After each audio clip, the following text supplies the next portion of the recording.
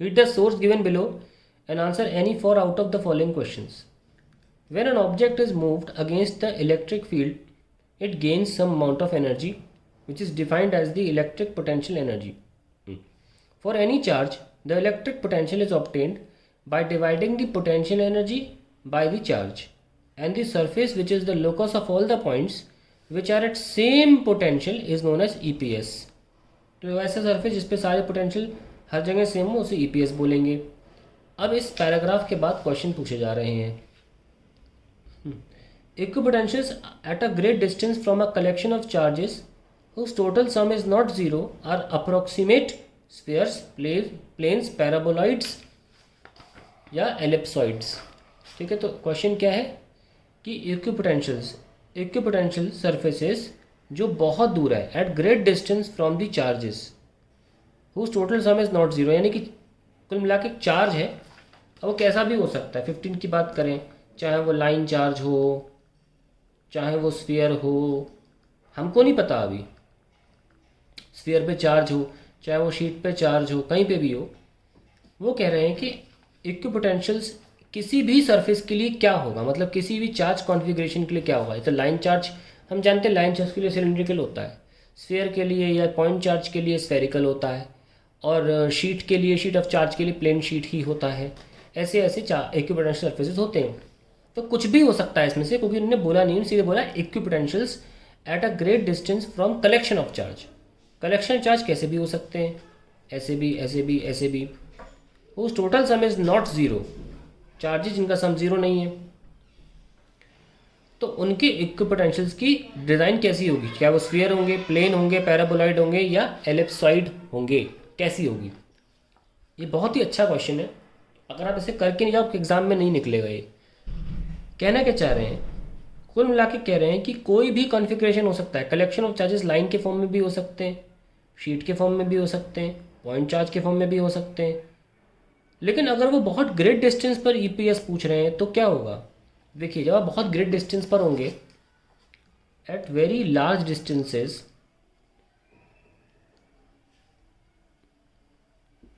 Any configuration, any design, any shape of charge, any shape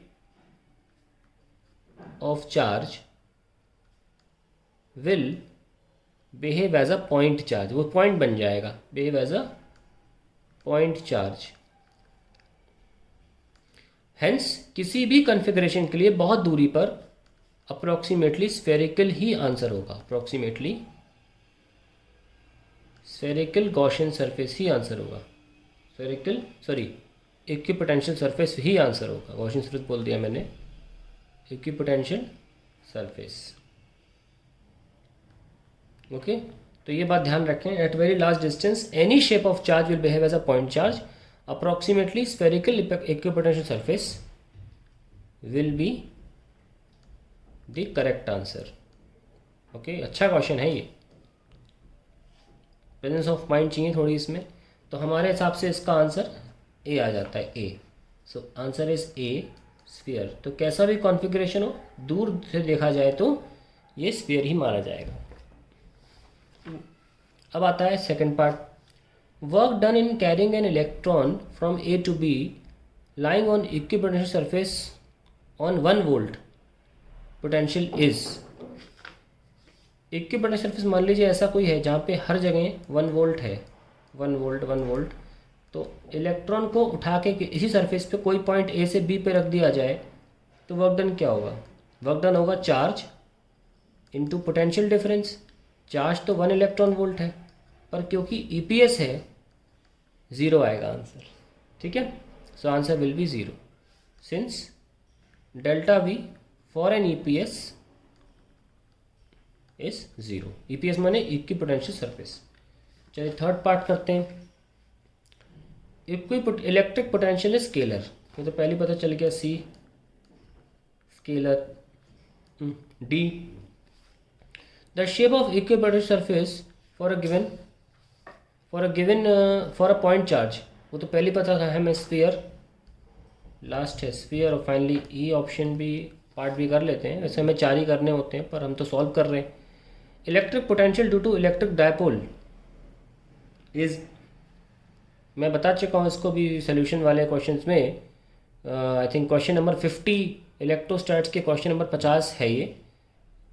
हमारा answer था cylindrical. तो electric potential due to electric dipole is, electric potential नहीं होना चाहिए, equipotential surface होना चाहिए, ठीक है, हैज़ सिलेंड्रिकल सिमेट्री।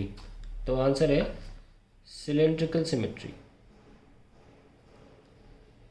ऑप्शन देख के पता जाता है वो पूछना क्या चाह रहे हैं, तो कोई इशू नहीं है। That is the end of question number 15।